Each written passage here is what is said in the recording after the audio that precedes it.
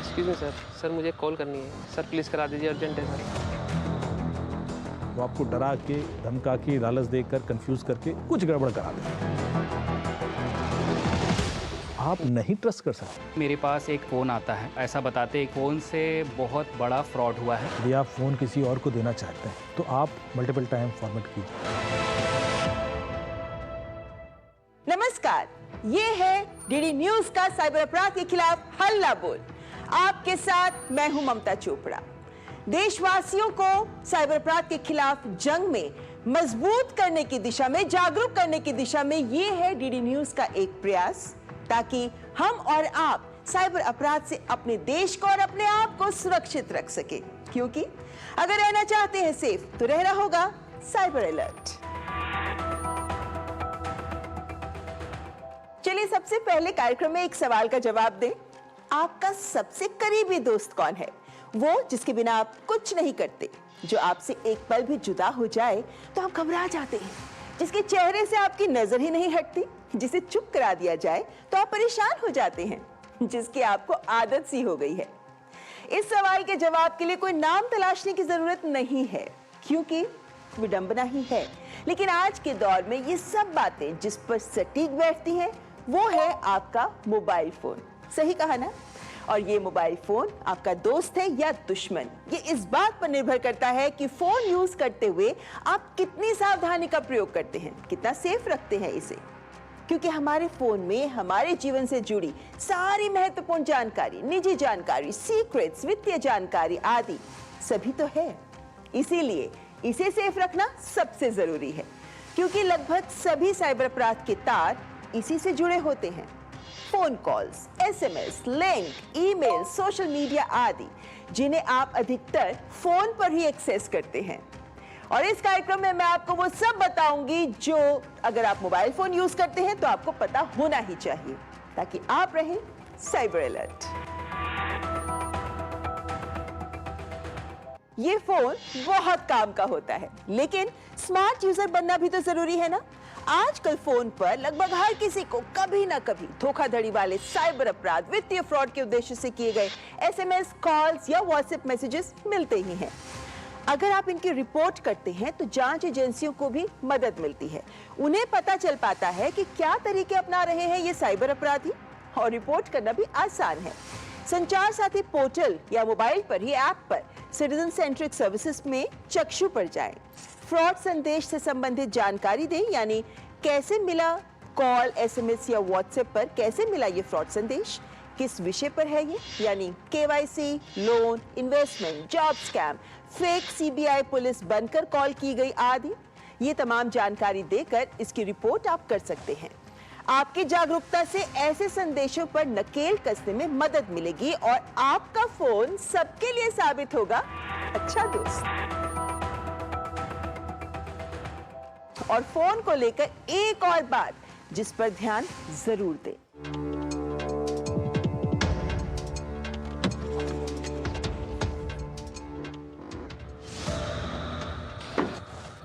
Excuse me sir. जी बताइए। Sir मुझे आपकी मदद चाहिए थी। बताओ भाई। सर मुझे कॉल करनी है। यार थोड़ा बिजी होंगी भाई। सर प्लीज़ करा दीजिए, अर्जेंट है सर, प्लीज़ करा दीजिए सर। चलिए ठीक है। अर्जेंट है सर। Thank you sir.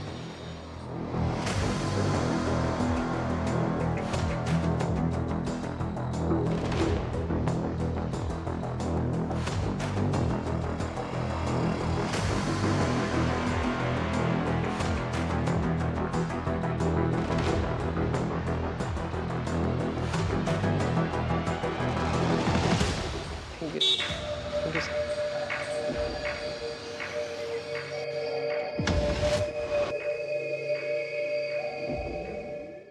तो देखा आपने, इससे सबक ये है कि अपना मोबाइल कभी किसी को कुछ सेकंड के लिए भी ना दें।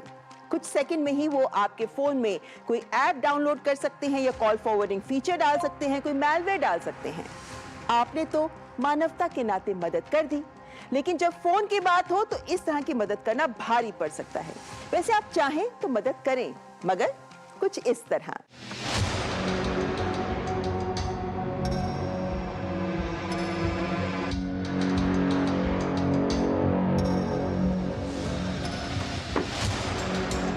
Excuse me sir. जी बताइए। सर मुझे एक कॉल करा सकते हैं, मेरे फ़ोन की बैटरी डाउन हो गई है। यार अभी तो मैं बिजी हूँ यार, सॉरी। सर प्लीज़ सर करा दीजिए सर, अर्जेंट है सर, प्लीज़ सर। चलिए ठीक है, ज़्यादा टाइम ना लेना। बताइए नंबर। सर मैं कर लूँगा सर। आप बताइए नंबर, आपको बात करनी है, बताइए। सर मैं कर लूँगा सर। कोई बात नहीं, आप बताइए ना, आपको बात करनी है, मैं करा रहा हूँ। 8743।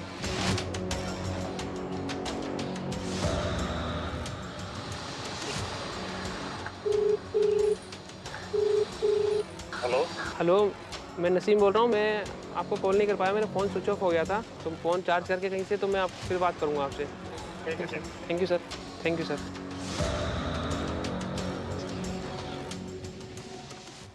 तो इस तरह आप भी बनिए फोन के स्मार्ट यूजर, ताकि ये बना रहे आपका सच्चा दोस्त। आपका फोन और इसकी सुरक्षा सुनिश्चित करना आप ही के हाथ में है। और हम सब जानते ही हैं कि हमें ठगने के लिए फोन कॉल का प्रयोग करते हुए ये स्कैमर्स कॉल स्पूफिंग करते हैं। मतलब कॉलर आईडी को बदलकर किसी और नंबर से कॉल करना, यानी जो नंबर दिखता है वो असल में होता नहीं है। इंटरनेशनल सिम कार्ड्स और ई सिम आजकल आसानी से अवेलेबल है, तो साइबर ठग अपराध के लिए इनका प्रयोग करते हैं। तो आपको फोन पर कॉल भारत से ही आती दिखती थी, पर ये विदेश से की जाती थी, और पहले ये बहुत कॉमन था।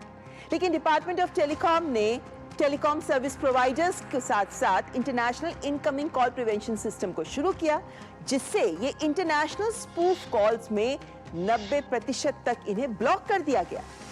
इन साइबर अपराधियों ने भी अपना तरीका बदल दिया और अब इंटरनेशनल नंबर से ही कॉल्स आती हैं, जिसे लेकर सावधान रहना आवश्यक है।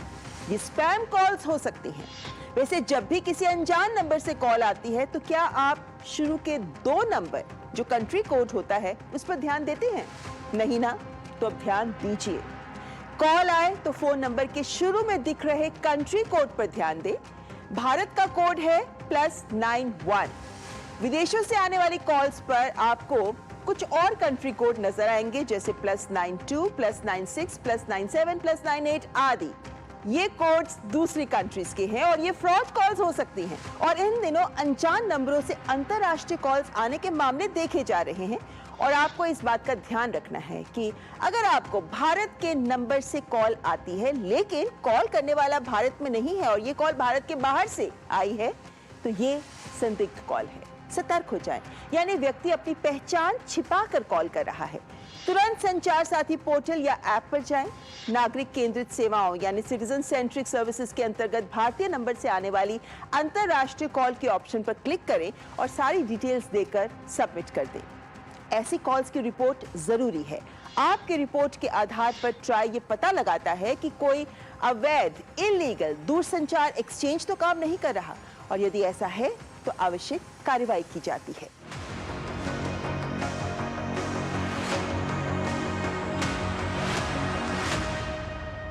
बड़े काम का है ये संचार साथी पोर्टल। वैसे आप गूगल प्ले स्टोर और एप्पल ऐप स्टोर से भी संचार साथी ऐप डाउनलोड जरूर कर लें और इसे यूज कर स्मार्ट साइबर यूजर बन जाए। जब भी आपको कोई स्पैम कॉल आए तो उसे काटने के साथ ही हर बार उसे ब्लॉक भी जरूर करें, ताकि वो आपको दोबारा परेशान ना करे। और ये तो अब आप जानते ही हैं कि अनजान लोगों की वीडियो कॉल्स कभी मत उठाएं। व्हाट्सएप पर एक फीचर है जिसका आप प्रयोग कर सकते हैं। सेटिंग्स में जाएं, प्राइवेसी पर जाकर स्क्रॉल डाउन करें और कॉल्स पर जाकर साइलेंस अननोन कॉलर्स ऑप्शन को एक्टिवेट कर दें। इससे अनजान लोगों की कॉल्स आपको डिस्टर्ब नहीं करेंगी। हालांकि ये कॉल्स टैब या नोटिफिकेशंस में आपको दिख जाएंगी। आपका भी जब फोन बजता है तो बहुत बार ऐसी कॉल्स आती होंगी ना, मार्केटिंग या प्रमोशनल कॉल्स। सर प्रॉपर्टी देख रहे हैं, क्रेडिट कार्ड लेना चाहेंगे, कोई चार्जेस नहीं है, और इस तरह की कॉल से आप भी परेशान होते होंगे। तो बस एक काम जरूर करिए, डू नॉट डिस्टर्ब ऐप पर अपना मोबाइल नंबर अवश्य रजिस्टर कर लें। ट्राई ने इस ऐप का लेटेस्ट वर्जन दिया है, ट्राई DND 3.0, जो बेहतर काम कर रहा है। तो यदि आपको कोई स्पैम कॉल्स आती हैं तो आप इसमें अपने सर्विस प्रोवाइडर की शिकायत भी कर सकते हैं। ये ऐप आपकी कॉन्टैक्ट लिस्ट की परमिशन जरूर मांगेगा, ताकि आपके सेव किए गए नंबर्स और अनजान मार्केटिंग कॉल्स के बीच में फर्क कर सके। यहाँ पर कार्यक्रम में रुकेंगे एक ब्रेक के लिए, लेकिन ब्रेक के बाद मैं आपको बताऊंगी कि कैसे जाने कि आपके नाम पर कोई अवैध सिम तो नहीं है। आप देखते रहे साइबर अलर्ट।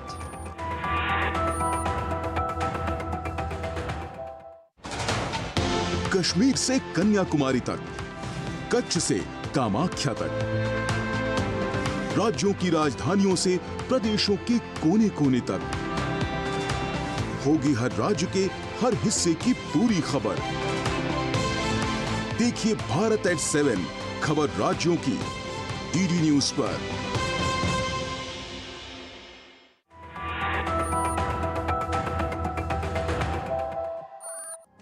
ब्रेक के बाद आपका स्वागत। आप देख रहे हैं साइबर अलर्ट। अच्छा, एक बात बताएं, क्या आप जानते हैं कि कोई व्यक्ति अपने नाम पर कितने सिम ले सकता है? अमूमन हमारे पास 1 या 2 सिम ही होते हैं, लेकिन कोई व्यक्ति अपने नाम पर अधिकतम 9 सिम तक ले सकता है। हालांकि जम्मू कश्मीर, असम और पूर्वोत्तर के राज्यों में ये सीमा 6 सिम की है। लेकिन क्या आप जानते हैं कि आपके नाम पर दरअसल कितने सिम इशूड हैं? ये जानना जरूरी है कि कहीं आपके नाम पर कोई और सिम काम तो नहीं कर रहा जिसका यूज अवैध काम में किया जा रहा हो। और ये जानना बहुत आसान है। संचार साथी पोर्टल या ऐप पर इस विकल्प पर जाएं, अपना फोन नंबर डालें और वेरीफाई होने पर आपके नाम पर जितने सिम हैं, ये जानकारी सामने आ जाएगी। यदि कोई नंबर आपका नहीं है तो आप उसे तुरंत विकल्प चुनकर इस नंबर को बंद कर सकते हैं, क्योंकि आपके नाम पर अवैध सिम यानी मुश्किल में पड़ सकते हैं आप। इसे तुरंत बंद कर दें और साथ ही 1930 पर कॉल कर शिकायत भी दर्ज करें। चलिए सबसे पहले बात की अगर आपका फोन चोरी या फिर गुम हो जाए। बात करती हूँ श्वेता की। श्वेता मार्केट गई, कई दुकानों पर घूमी और जब घर पहुंची तो देखा मोबाइल फोन गायब था। वो घबरा गई कि करूं क्या। वाकई अगर आपका फोन चोरी हो जाए या गुम हो जाए तो समझ में नहीं आता कि करें क्या। तो आइए जानते हैं कि ऐसी सिचुएशन में करना क्या चाहिए।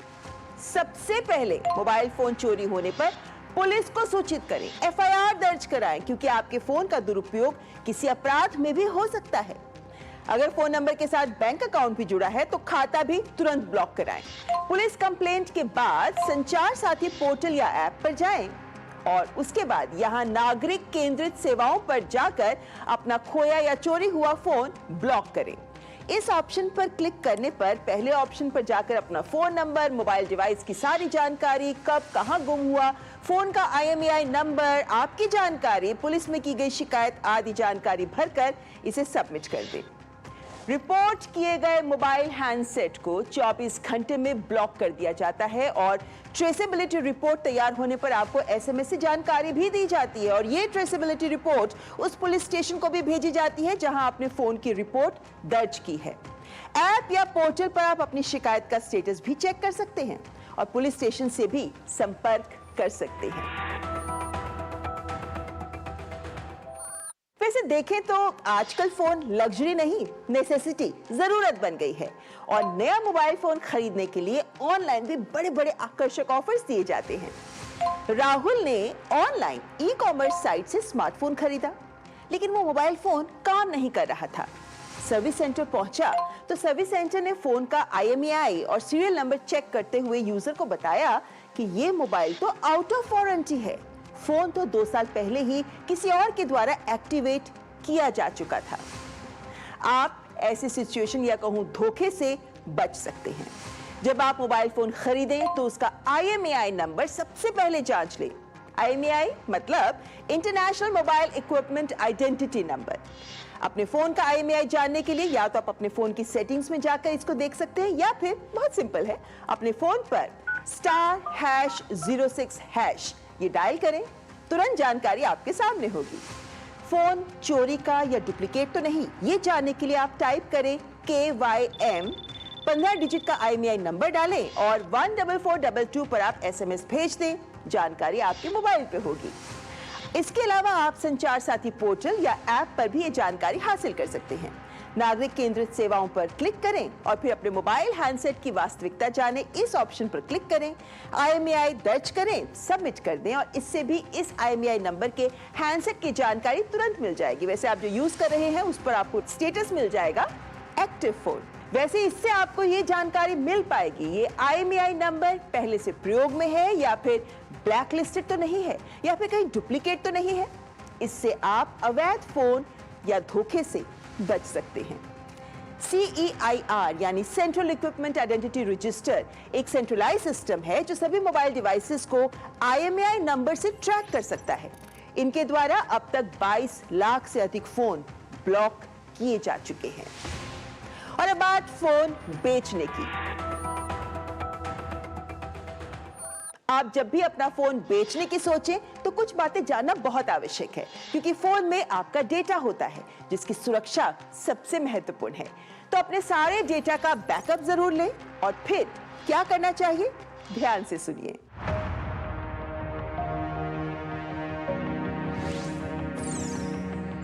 यदि आप फ़ोन किसी और को देना चाहते हैं तो आप सिर्फ एक बार फॉर्मेट करके दे देंगे तो वो भी रिस्क है। मल्टीपल टाइम फॉर्मेट कीजिए। कई सारे क्लीन अप एप्लीकेशंस भी आते हैं जो उसको प्रॉपरली रीसेट कर देंगे।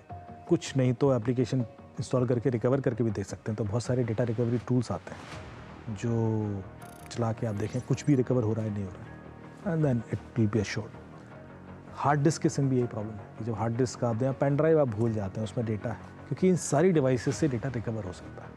और भले ही आपने वन टाइम फॉर्मेट भी किया होगा तब भी हो सकता है कुछ परसेंटेज ऑफ डेटा। तो इस वजह से क्लीन अप प्रोसेस पूरी तरह फॉलो करना बहुत ज़रूरी है। आईफोन वगैरह में आसान है, उसमें एक ऑप्शन होता है जिससे दोबारा फिर कभी कोई रिकवर होगा ही नहीं।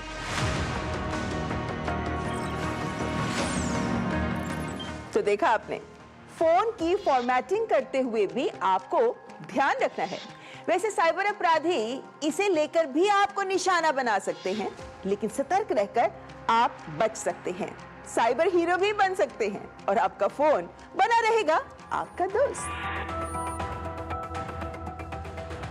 ये बात 1 महीने पहले की है, जब मैं अपना पुराना फ़ोन बेचना चाह रहा था। तो उस दरमियान मैंने कुछ वेबसाइट्स और ऐप्स में अपने फ़ोन को बेचने के लिए एड्स डाले और कुछ दिन के बाद ही मेरे किसी नोन के पास मैंने अपना फ़ोन बेच दिया। उन्होंने ख़रीद लिया, लेकिन मेरे से गलती ये हुई कि जो भी वेबसाइट्स और ऐप्स में मैंने उस फ़ोन को बेचने के लिए ऐड डाला था वो मैं डिलीट करना भूल गया था।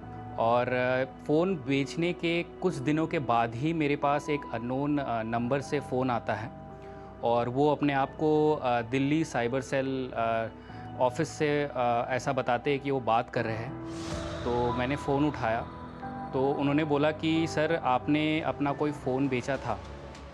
तो मैंने बोला जी हाँ, फ़ोन तो बेचा था। तो सर कहाँ बेचा था? तो मैंने बोला कि मैंने किन्हीं को बेचा था जो मेरे नोन थे। तो नहीं सर, एक्चुअली उस फ़ोन का गलत इस्तेमाल किया गया है और उस फ़ोन से बहुत बड़ा फ्रॉड हुआ है। वो फ़ोन आपके नाम से रजिस्टर्ड था, तो आपके अगेंस्ट एक केस रजिस्टर्ड हुआ है दिल्ली साइबर सेल में। उन्होंने मेरे फ़ोन के सारे डिटेल्स को एक एक करके बता दिया, जैसे मेरा फ़ोन मॉडल, मेरा IMEI नंबर, मेरा नाम।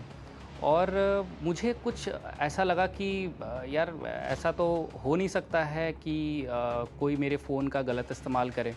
तभी मैंने सोचा कि चलो हो सकता है 1% भी कि मे बी फ़ोन कहीं चोरी हो गया हो या गिर गया हो तो किसी ने उसका गलत इस्तेमाल कर लिया हो। फिर उन्होंने बोला कि सर आपके अगेंस्ट केस तो रजिस्टर्ड हो गया है, एक तो आपको sir Delhi cyber cell police station आना होगा या फिर हम इसकी कार्रवाई ऑनलाइन भी कर सकते हैं जिससे आपको कोई परेशानी नहीं होगी। मैंने बोला ठीक है। उन्होंने फिर कुछ ऐसी बात की जैसे कि आपको सर आपकी कुछ निजी जानकारी हमारे साथ शेयर करनी होगी, इसके लिए OTP की मांग की और मेरे UPI ID की मांग की। तो मैंने बोला कि नहीं, मैं OTP तो शेयर नहीं करूँगा। मैं एक काम करता हूँ, मैं आप मुझे ऑफिस का एड्रेस दे दीजिए साइबर सेल का, मैं सीधा वहाँ पे ही आता हूँ। तो फिर अचानक से वो फ़ोन उन्होंने काट दिया। फिर मैंने दोबारा मिलाने की कोशिश की तो उन्होंने फिर फ़ोन उठाया नहीं।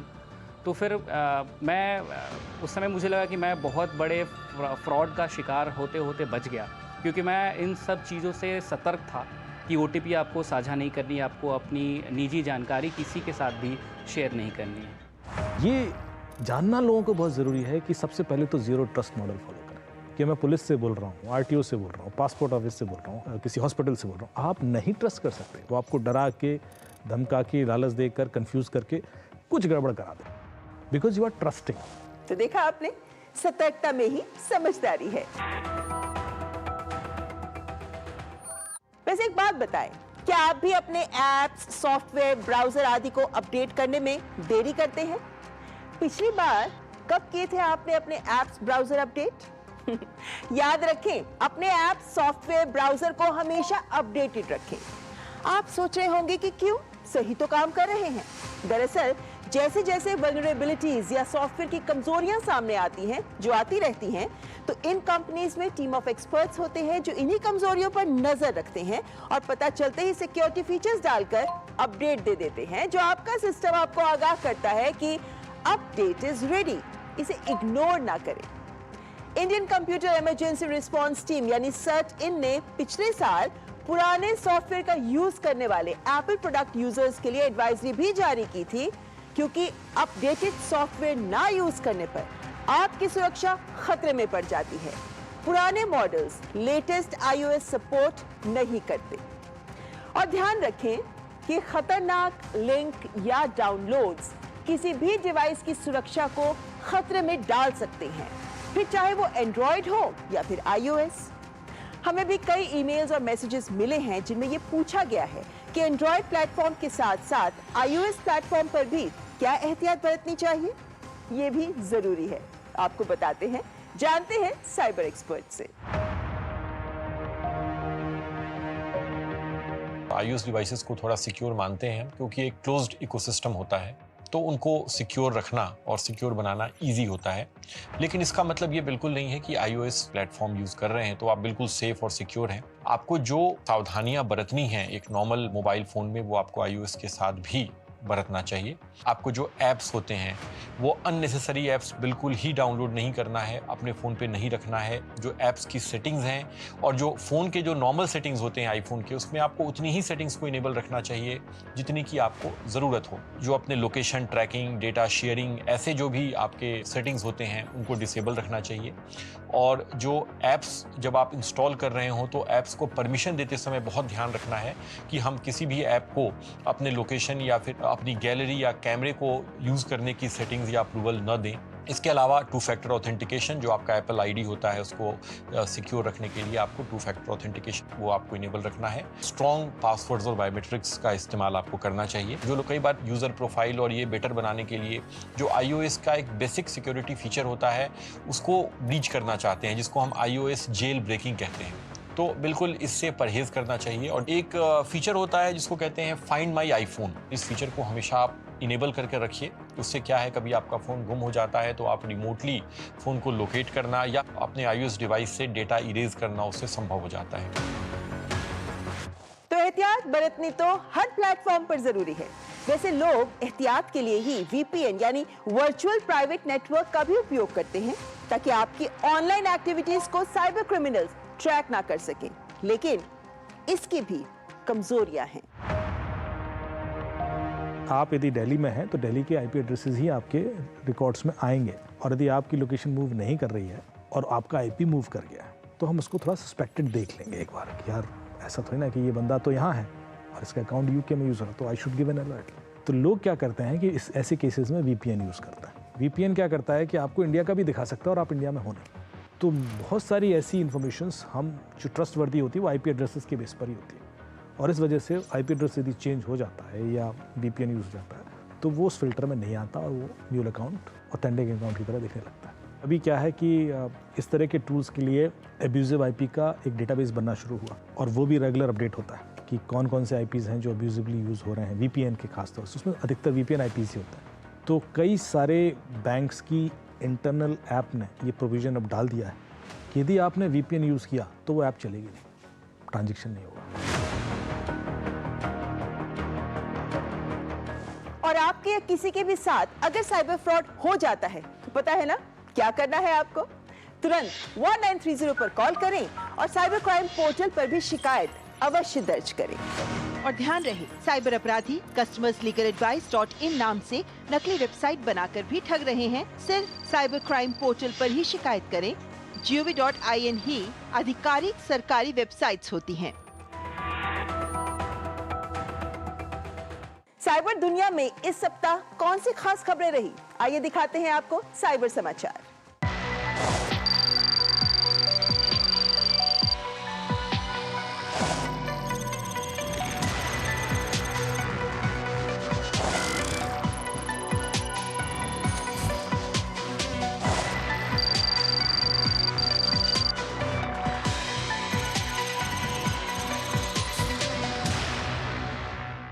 आज के इस कार्यक्रम में हमने आपको फोन को लेकर जो एहतियात बरती जानी चाहिए उन सब के बारे में बताया। ये कार्यक्रम है आपके लिए। आप अपने अनुभव हमारे साथ जरूर साझा करें। आइए मिलकर साइबर अपराध के खिलाफ इस लड़ाई से पार पाएं। हमारा ईमेल जानते हैं ना, cyberalert.ednews@gmail.com। और अब आप OTT प्लेटफॉर्म वेव्स पर भी साइबर अलर्ट के सारे एपिसोड्स देख सकते हैं और सोशल मीडिया पर भी #cyberalert@ednews पर आप हमें फॉलो कर सकते हैं। प्रतिदिन हजारों लोगों के साथ साइबर फ्रॉड हो रहे हैं। अगला नंबर आपका हो सकता है। इसीलिए अगर रहना चाहते हैं सेफ तो रहना होगा साइबर अलर्ट।